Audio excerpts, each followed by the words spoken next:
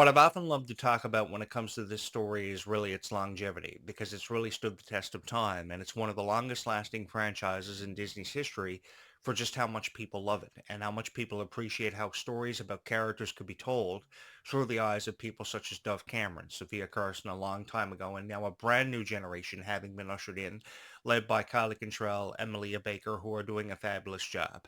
These are really big shoes to fill, and with that comes a tremendous responsibility of having to tell the story of being Cinderella's daughter or the daughter of the Queen of Hearts, which were two very different characters in Disney's lore. And because they were two very different characters, yes, obviously they had two very different points of view that kind of came together, often clashed in The Rise of Red. But having the story of Cinderella and the Queen of Hearts told through the eyes of people like Kylie Cantrell and Malia Baker was such a phenomenal honor, because for the first time ever, these stories were retold for the first time in really over half of a century, and that is really incredible. When we think about how long Cinderella has been a story that's been a part of all of our lives, despite how many different versions of this story may have been told, it's been a part of our lives for over half of a century, and that is nothing short of phenomenal and truly breathtaking and really mind-blowing to me to know that there have been so many different versions of Cinderella, just as many different versions of Cinderella told, just as many as there were of Romeo and Juliet years ago, because I remember back in 1999 when the Romeo and Juliet live action was first released and Romeo was played by Leonardo DiCaprio and he did such a wonderful job. I remember sitting at the back of my English class watching this for the first time ever and being absolutely mind blown how you could take a tale really as old as time and really bring it to light by 20th Century Fox. And back in 1998, 1999, The Simpsons had predicted that Disney would go on to acquire Fox and all of its rights, and we didn't really want to believe that. And now it's finally happening. And now look what Disney has done with Fox. They've taken things like Avatar and The Simpsons and they've really blown them up. They put behind them a very phenomenal promotional campaign, just like they did for Descendants of Zombies. So I guess everybody's fear of how Disney would kind of align with companies like ABC and Fox, yes, it may have became a reality, but it really benefited us in the long run because we're seeing so much more done with characters. The thing that I really appreciated about Disney is how they take characters that may have been with us and a part of our lives for over 30 years, and they make so much, really a big deal out of characters that you would never think they would, and they would do so much with them. So then we wonder if they're going to do even more with Descendants. Oh, for sure they are, as long as Descendants and Zombies remains to have a special place in our heart and it continues to remain popular. Because as long as it continues to remain popular through the ages and the generations, there is so much of a chance to create. Where is my Descendants and Zombies on Ice? Where is my Descendants and Zombies cruise line with the Disney cruise ships? Because today we are honoring the seventh voyage of the Disney Magic, which was one of Disney's first ever cruise ships. Upon its christening, that cruise ship would go on many different voyages. And it got me to thinking this morning when I was reading down through some of the things that happened as milestone events and premier events in Disney's illustrious history for at least over the last 100 years. What would ever happen if a Disney cruise ship themed its cruise around Descendants of Zombies? I think thousands of kids would want to go. Thousands of kids and families, probably the best of friends, would love to hang out on there. And then you could have your cast members from Descendants of Zombies, whatever franchise you wanted to have featured on the cruise. You could have them be a part of it and interact with the fans, have a chance to have meet and greets, sign autographs, have probably lunch with your favorite stars. And you could change it up, which means you didn't really have to have just one voyage. You could probably have two or three different voyages with different cast members as you continue to evolve the story and introduce new arches. There is so much that you can really do with this story. There's so much potential that comes with calling yourself a fan of Descendants of Zombies for however long you've been a fan of this franchise. And in my case, I've been a fan of this for well over 10 years. It's really amazing to believe that we've been fans of Descendants of Zombies, some of us at least, have been fans of this for over 15 years. And that is really incredible as we approach the 15-year anniversary of Descendants, which is only just about 3 years away. And we think about how much of a longevity this story has actually had.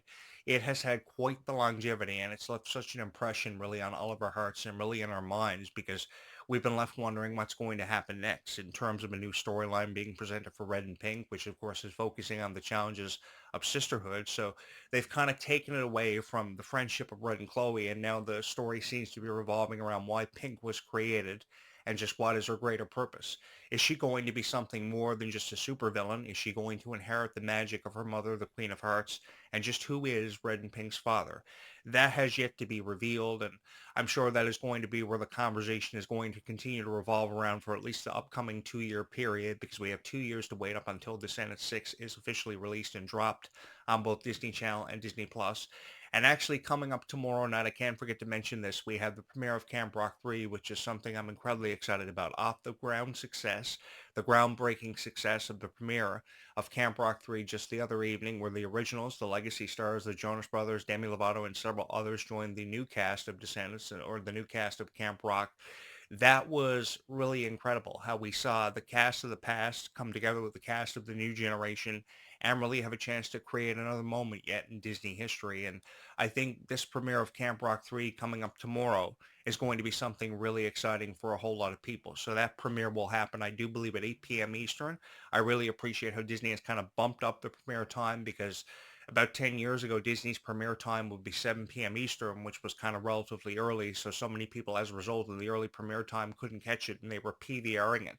So what they would have to do is they go back after the premiere had happened and watch it on PVR, and then Disney would add in the total of people who watched it through PVR capability rather than streaming it. So, and when Descendants first came out, what was interesting about Descendants' premiere, it blew up in popularity. We didn't even have a streaming service like Disney Plus to go back on and kind of go back in time or relive what Descendants of Zombies once was. We just simply had to rely on Disney Channel and being able to catch the premiere when it happened. So we would PVR it, we go back, Disney would add up the total number of hours of viewing, and this just exploded. I remember when Descendants only had just 1 month of promotion behind it, and you guys took 1 month of promotion and you just blew this one out of the proverbial water. And I'm not talking about a vortex that is on the way to Earth to kill us all. I'm talking about how you guys took a franchise that nobody really ever expected much from, and you turned it into nothing short of a global phenomenon. And that is why, that is the sole reason why I've appreciated the longevity of this story, how much stronger the characters have become in this new generation, because there's something to really appreciate about empowerment and encouragement that has been felt by so many wonderful people along the way, because your favorite characters were never the same, which again presents diversity. Not everybody's favorite character was always Mel. Not everybody's favorite character was Evie or Carlos. Not everybody's favorite character was Red or Chloe. But who you chose as your favorite character really allowed you to go the distance and really allowed you to take your dreams and your hopes for this story and this franchise as a whole to places you never ever thought they would go. And I think it's really amazing how the new cast has their heart set on paying a visit to Neverland, and I hope they get to go there. Obviously, yes, this new gem is going to unlock the possibility of revealing new realms. And we have no idea what these new realms are going to detail and what they're going to uncover of Red and Pink's past. We do know this treasure box is a new artifact that has a great deal of significance placed upon it, because now the pocket watch doesn't seem to be the primary focus of this story, because the pocket watch has apparently now ended up at the bottom of the well. And even people have taken the pocket watch ending up at the bottom of a well and turned it into a new storyline. Like, who could the pocket watch ended up in the hands of? And what will the significance of the disappearance of the pocket watch actually be? There is so much of a story left yet to uncover, and for those of you who may have been led to believe this story is over and about to see its conclusion, we are far from seeing this story see its conclusion. Because you have to think about how many opportunities they will have to promote this in the coming fourth 2 years. Because over 600 plus days is a lot to do with a promotional campaign for a movie. And you can really do a lot for Descendants of Zombies. You can even give it more PR than ever before. Because I remember how huge Descendants 3 was, and how they took original songs performed by Christina Aguilera and Kelly Clarkson at the time, songs like Genie in a Bottle and Stronger, songs that really defined who Kelly Clarkson and Christina Aguilera were. And I remember watching Christina Aguilera really go from the ground up and explode in popularity. In 1996, I remember the premiere album from Christina Aguilera. She, of course, got her start on the Mickey Mouse Clubhouse, like a lot of people did years ago. It only had 2 seasons. People like Britney Spears, Justin Timberlake would follow suit. But I remember seeing her become the popular superstar that she became, and there was this consistent conversation that was always revolving around Britney Spears and Christina Aguilera about who was more superior and by far who was the most popular. And as time went on, people would choose Britney Spears, others would choose Christina Aguilera, which again presented a great deal of diversity. But I remember how popular songs like Genie and a Bottle were for her. And I remember how popular songs like Stronger really helped define Kelly Clarkson, who was trying to desperately try to make a name for herself in this industry. And she would go on to have so many different opportunities because of her success as an artist. Point being, this industry is forever and always evolving. It is forever and always changing. And the more love and support we get behind for our favorite stars, such as Kylie Cantrell, Freya Sky, Malia Baker, even Ruby Rose Turner, who just recently resurfaced and reemerged up to the surface with brand new music, which is something I'm really excited about. It's kind of a wonderful feeling. Let me just say this. It is kind of a really wonderful feeling when we see people like Ruby Rose Turner re-emerging with brand new music and brand new content because she's really putting herself out there and she is so proud to let everybody know how she is feeling. So how could you not want to be even more supportive of Ruby Rose Turner, a girl who demonstrated just how much further even your simplest acts of kindness can really take a person in this lifetime. Even if you just simply call up your best friend and say, hey, I'm thinking about hanging out today. Do you think I could come over? And you just randomly show up at their door.